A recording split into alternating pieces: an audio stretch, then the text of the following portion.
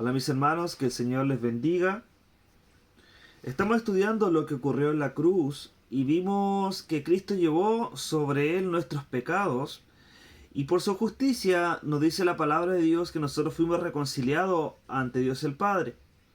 También vimos que por sus heridas en la cruz nosotros recibimos sanidad y vimos en el devocional anterior que Cristo no murió en la cruz por personas justas o personas rectas, sino que Él murió por los impíos.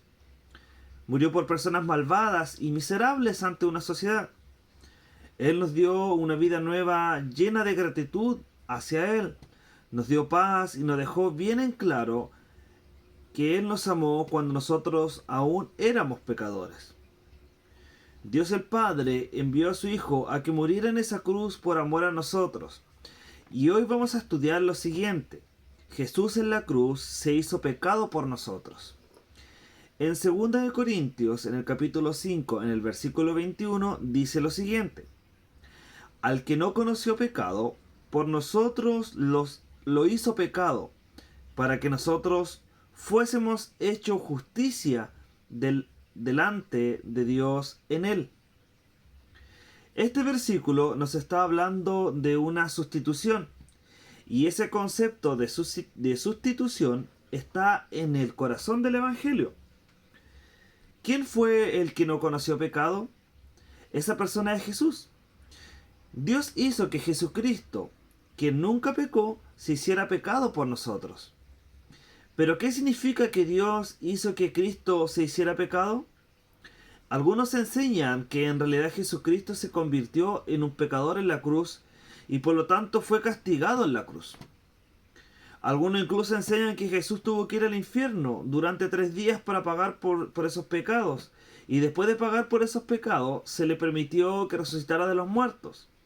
Pero en realidad nada de eso es verdad. En la cruz, Jesucristo tenía que ser el Cordero sin manchas. Él tenía que ser el sacrificio perfecto. En la cruz seguía siendo sin defecto. Él fue santo de la eternidad antes de que fuera humano. Y luego vivió una vida santa y sigue siendo santo en la eternidad. Para seguir siendo plenamente Dios y plenamente humano, Cristo tenía que permanecer santo y sin defecto y separado de los pecadores.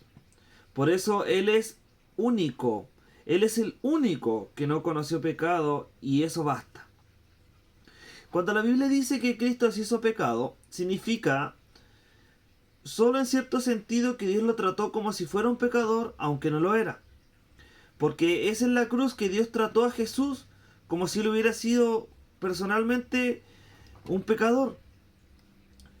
Pero en realidad, Cristo estaba llevando el pecado de cada persona como si él lo hubiese cometido.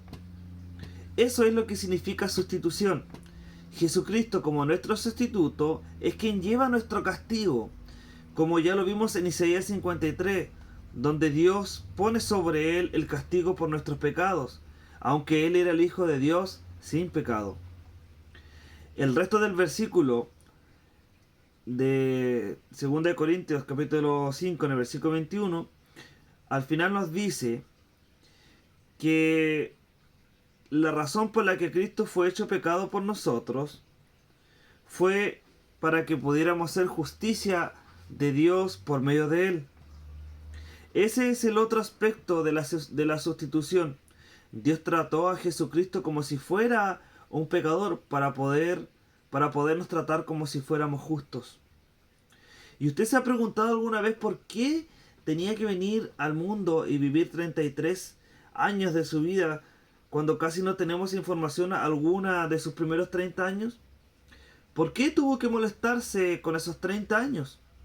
Si yo hubiera sido Dios, podría haber dicho, hijo, necesito que bajes y mueras por los pecados de todos los que van a creer en ti.